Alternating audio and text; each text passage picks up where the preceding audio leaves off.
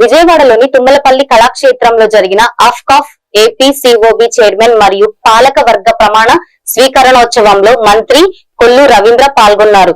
ఈ సందర్భంగా ఆయన బీసీ సామాజిక వర్గాల పట్ల తెలుగుదేశం పార్టీకి ఉన్న నిబద్ధతను చాటి చెప్పారు. ఆది నుండి బీసీలకు అండగా నిలిచింది టీడీపీ మాత్రమేనని, వారి సంక్షేమం, అభివృద్ధి మరియు రాజ్యాధికారం కల్పించిన ఘనత తమ పార్టీదేనని స్పష్టం చేశారు. బీసీల కోసం ప్రత్యేక కార్పొరేషన్లు ఏర్పాటు చేసి భారీగా నిధులు కేటాయిస్తూ రాష్ట్రంలో బీసీ నాయకత్వాన్ని కూటమి ప్రభుత్వం అధికార ప్రాధాన్యం ఇస్తుందని తెలిపారు. తెలుగుదేశం పార్టీ బడుగు బలిగిన వర్గాల పార్టీ అనే దానికి నేనే నిదర్శనం.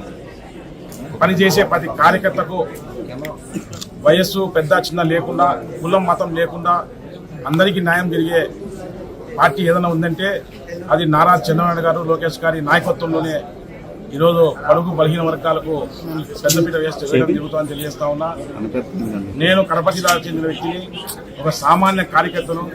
గత 5 సంవత్సరాలు జగన్మోహన్ రెడ్డిపై చేసిన పోరాటాలు కావచ్చు, పార్టీ ఇచ్చిన ఆదేశాలను శిరసావహిస్తూ నేను చేసిన కార్యక్రమాలు కావచ్చు, అంతకుముందు నుంచి కూడా నేను తెలుగుదేశం పార్టీని నమ్ముకుని ముందుకెళ్లే విధానం కావచ్చు, మత్స్యకార సామాజిక వర్గానికి సంబంధించిన మన ముద్దు బిడ్డ శ్రీ కొల్లు రవీంద్ర గారి అడుగుజాల్లో ముందుకెళ్తూ పార్టీ నాయకత్వం ఇచ్చిన ఆదేశాలను శిరసావహిస్తూ నేను చేసిన కార్యక్రమాలను గుర్తించుకొని ఈరోజు తెలుగుదేశం పార్టీ ఈరోజు ఒక సామాన్య కార్యకర్త కింద నన్ను రాష్ట్ర మత్స్య సహకార సంఘాల సమైక్య చైర్మన్ గా పార్టీ అనౌన్స్మెంట్ చేయడం, ఇది కోఆపరేటివ్ యాక్ట్ ప్రకారం ఎన్నికలు జరుగుతాయి కాబట్టి పార్టీ సీఎం గారు నారా లోకేష్ గారు కూటమి ప్రభుత్వం యొక్క సూచనల మేరకు మత్స్యశాఖ మంత్రి అచ్చెన్నాయుడు గారు, మత్స్యకారుల నాయకుడు మైనింగ్ శాఖ మంత్రి కొల్లు రవీంద్ర గారి సూచనలు సలహాల మేరకు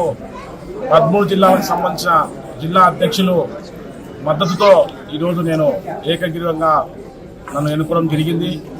నన్ను ఎన్నుకున్న ప్రతి ఒక్క సభ్యుడికి పేరు కృతజ్ఞతలు తెలియజేస్తా ఉన్నా.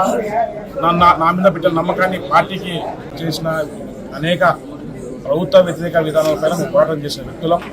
ఈరోజు మాకు అన్ని విషయాల అవగాహన ఉంది. మేము ఇప్పుడే సెలెక్ట్ చేయడం కాబట్టి ఈరోజు ప్రవాసీకరణ చేపట్టడం జరిగింది. రేపు నుంచి ఒక 4 రోజుల్లో సమయం తీసుకొని ఆ విషయాలపైన నేను పరిశీలించి ఏ రకంగా మేలు జరుగుతుందో పచ్చకాలు ఒక రకంగా నేను ప్రభుత్వం తీసుకెళ్లి మన పెద్దలు అచ్చెన్నాయుడు గారు, కొల్లు రవీంద్ర గారి సలహాలు సూచనల మేరకు ముందుకు వెళ్తామని తెలియజేస్తాను.